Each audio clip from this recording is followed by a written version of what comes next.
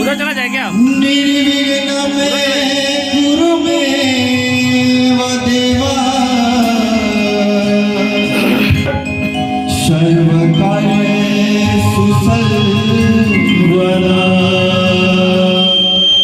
तो हमारे गजानन जी को इस दरबार में बुलाना है और कैसे बुलाना है तो एक बार जयकारा और गजानन जी के लिए प्रेम से बोलिए गजानन महाराज की जय।